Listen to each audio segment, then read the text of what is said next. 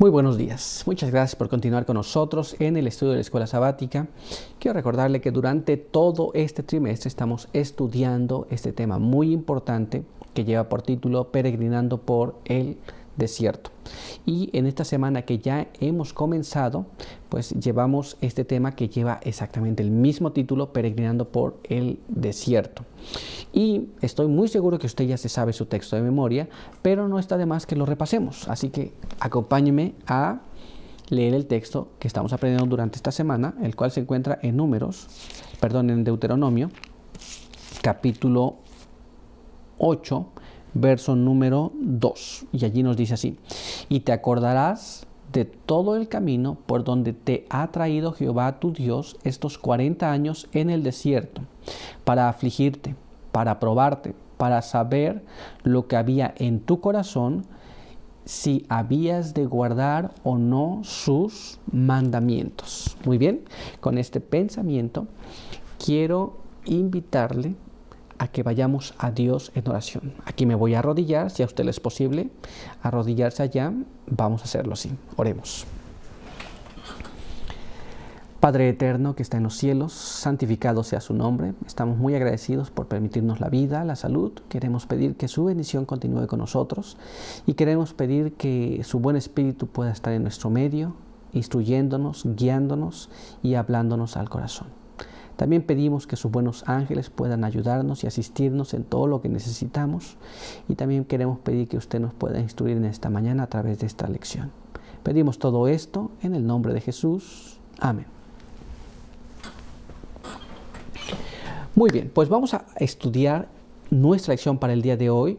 Y el apartado para el día de hoy lleva por título La influencia de los incrédulos. Y nuestra primera pregunta nos dice así: ¿qué clase de personas han demostrado ser problemáticas? Muy bien, vamos a tratar de entender qué es lo que pasaba en aquel entonces. ¿Cuál clase de personas causaban los problemas? Pues vayamos a la palabra de Dios una vez más. Números, en nuestras Biblias, capítulo 11, y ahí vamos a leer el verso número 4, y nos dice así: los extranjeros que iban con ellos tuvieron un vivo deseo, y los israelitas volvieron a lamentar quién nos diera a comer carne. Entonces aquí vemos que había unos extranjeros. En otras versiones dice que era la multitud mixta que iba con ellos. Muy bien. Y los israelitas comenzaban a reclamarle a Dios quién nos diera a comer carne en este verso, ¿no? ¿Qué significa esto? Vayamos a profundizar un poquito más.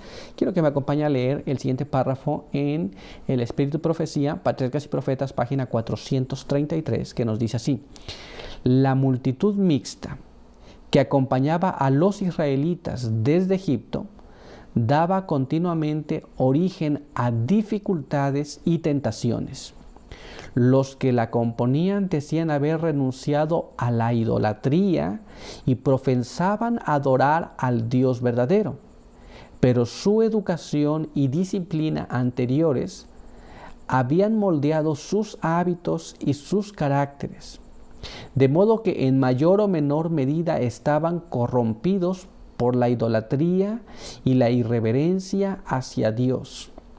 Ellos eran los que más a menudo suscitaban contiendas, eran los primeros en quejarse y corrompían el campamento con sus prácticas idólatras y sus murmuraciones contra Dios. Entonces, según este texto que acabamos de leer y lo que leímos en el libro de Números, notamos que era esa multitud mixta.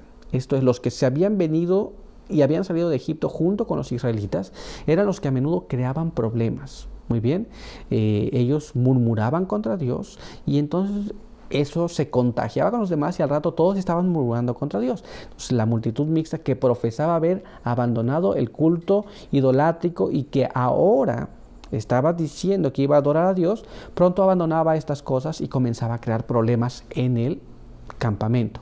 Ahora ya sabemos qué clase de personas eran los que estaban creando las dificultades en medio del pueblo de Dios.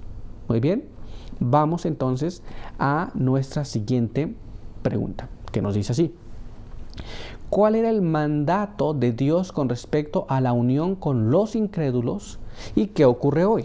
Entonces Dios tenía un mandamiento que les dio acerca de la unión que se podría efectuar con los incrédulos. ¿Era correcta? ¿No era correcta? ¿Qué dijo Dios? ¿Y qué es lo que hoy día está ocurriendo? Pues vamos a ver en la palabra de Dios, en el libro de Deuteronomio, y ahí vamos a leer el capítulo 7, el verso 3 y el verso 4, que nos dice así: no emparentarás con ellos, no darás tu hija a su hijo, ni tomarás a su hija para tu hijo, porque desviará a tu hijo de en pos de mí, y servirán a otros dioses, y el enojo del Eterno se encenderá contra vosotros y os destruirá pronto. El mandamiento que Dios les dio para los israelitas es que no tomarían de las hijas de la gente que estaba alrededor de ellos para sus hijos, ni tampoco daría a sus hijos para que se casen con ellas. Esto es, no debían emparentar, no debía haber esta clase de unión. Muy bien. ¿Por qué razón? Porque dicen, van a apartar a tus hijos de en pos de mí para adorar otros dioses. Y entonces el furor del Eterno se encenderá contra ti y te destruiré. Esto es lo que Dios le estaba pidiendo al pueblo. Ahora, vamos a leer otro texto en la palabra de Dios que está en el libro de Corintios, en el 2 de Corintios capítulo 6, verso 14, que nos dice así: no os unáis en yugo desigual con los incrédulos, porque ¿qué tiene en comunión la justicia con la injusticia? ¿Qué comunión tiene la luz con las tinieblas? Muy bien, la palabra de Dios es muy clara y ahí dice que no debe ocurrir este tipo de unión de los incrédulos con los que creen, de los creyentes con los que no creen. No debe ocurrir. Y nos da las razones. Muy bien, ¿qué es lo que ocurre hoy día? Esto fue, primero leímos en el Antiguo Testamento, estamos leyendo en el Nuevo Testamento. Esto no debía ocurrir. Ya sabemos cuál es la razón. No hay comunión entre el creyente con el incrédulo. Muy bien, no había comunión en aquel entonces, no hay comunión hoy día. ¿Entendemos cómo funciona esto? No hay, no se puede, tendrá dificultades. No se puede emparentar, no se debían unir. Pero vayamos un poquito más allá y leamos lo que la pluma inspirada en este material que se llama Comentario Bíblico Adventista, en el volumen 2, en la página 994, nos explica. Mire cómo dice: los israelitas fueron amonestados para que no tuvieran ninguna relación con los idólatras, para que no se unieran en casamiento con ellos, y que tampoco en forma alguna se pusieran en peligro de ser afectados y corrompidos por sus abominaciones. Se les aconsejó que rehuyeran aún la misma apariencia del mal, que no se aventuraran en los linderos del pecado, pues esa era la forma más segura de ser sumergidos en el pecado y la ruina. Entonces aquí leemos este texto muy interesante, que no debían casarse. ¿Por qué? Porque los iban a llevar a cometer los pecados que ellos mismos estaban cometiendo, la idolatría. Pero además se les pidió que no se acercaran siquiera a los linderos, que no se fueran a acercar. ¿Por qué? Porque esa es la forma más fácil de que ellos cayeran en el problema. A veces nos ponemos en esas condiciones. Nosotros pensamos, ¿qué tendrá de malo emparentar con una persona que no conoce? Tal vez él puede conocer. Nosotros estamos entonces en el lindero. Muy bien. Para las personas que están en esta situación, que está buscando una pareja, muchas veces dicen, bueno, pero va a creer, se acerca al conocimiento que nosotros tenemos, quiere. Usted está en esos linderos, justamente el cual nos amonesta que no debe de estar. Muy bien, pero hay más todavía. Quiero que me acompañe a leer el siguiente párrafo que está en Testimonios para la Iglesia, volumen 4, página 499, y nos dice así: Dios prohibió estrictamente que su antiguo pueblo formase alianzas matrimoniales con otras naciones. Pero los paganos estaban en una condición más favorable que los impenitentes de esta época, quienes, teniendo la luz de la verdad, se niegan, sin embargo, con persistencia a aceptarla. El texto es muy claro. Muy bien, en la antigüedad se le pidió que no se uniesen en casamiento. Pero hoy día, tristemente, tenemos esto. Tenemos más luz, tenemos el conocimiento del pueblo de Israel, tenemos la experiencia del pueblo de Israel, qué es lo que pasó. Y sin embargo, hoy día muchos cristianos que conocen la verdad rehúsan seguir este conocimiento y se aventura en un noviazgo con un incrédulo, con una incrédula. Inclusive algunos llegan al matrimonio con un incrédulo, con una incrédula, y entonces se produce una situación difícil. ¿Nos damos cuenta? Y aquí entonces tenemos ahora un matrimonio mixto, un creyente con un no creyente. ¿Y qué comunión tiene? No hay comunión. ¿Qué es lo que se crea? Dificultades. Muy bien. Y esto ya estudiamos. ¿Quiénes creaban las dificultades en el pueblo? Aquellos que parecía que se convertían, pero que realmente no se convirtieron. ¿Nos damos cuenta? Entonces, esta fue la razón porque el corazón del pueblo de Dios se apartaría de la verdad, se apartaría de Dios y harían cometer cosas que no están correctas y Dios entonces los consumiría. Estas son las razones. Por eso, si ahora usted que nos está escuchando, usted está pensando tener un novio, una novia, un matrimonio, un cónyuge que no es creyente, tiene que abandonar la idea y tiene que pedirle a Dios a aquel que es creyente.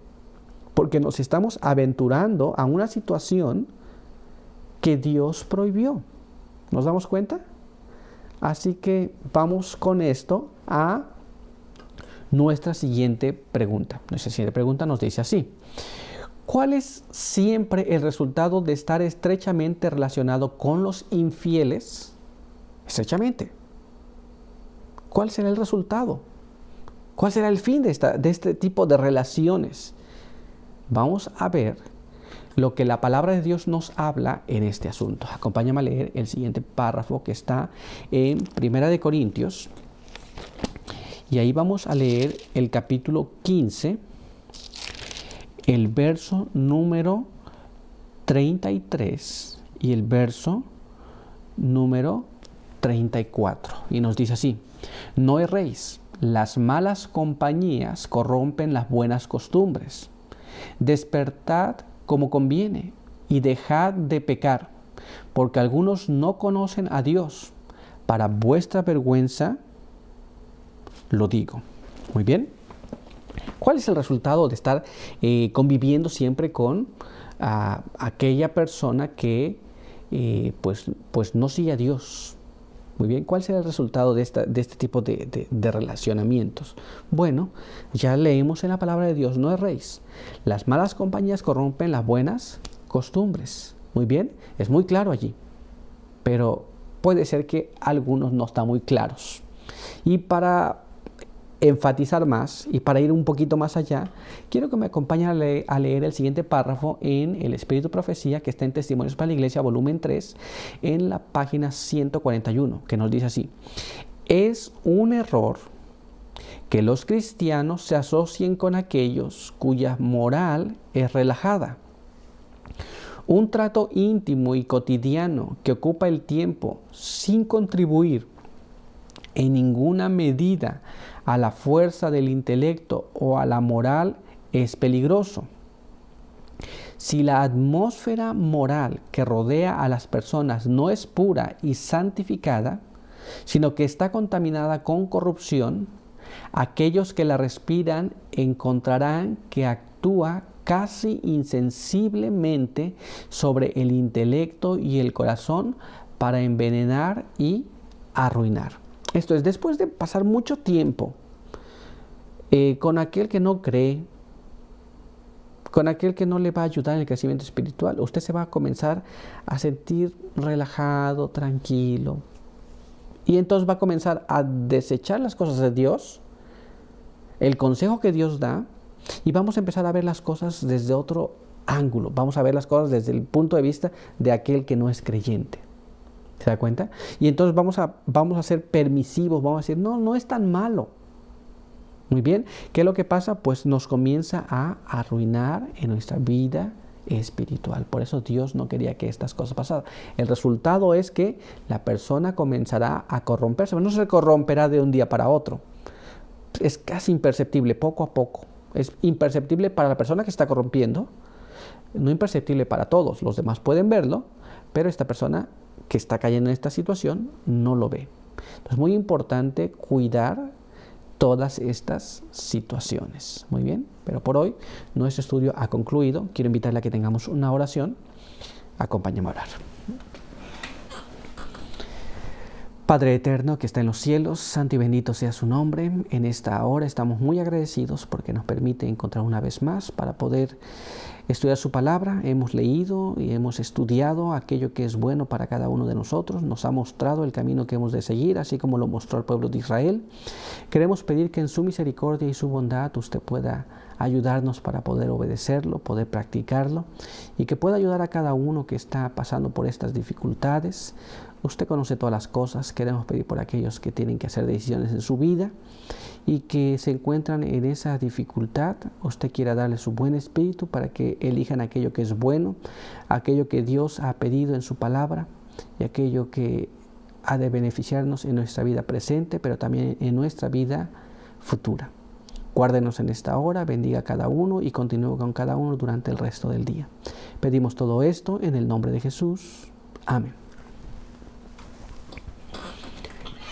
Pues muchas gracias por estar con nosotros. Recuerde que le esperamos el día de mañana. Por hoy, que Dios le bendiga.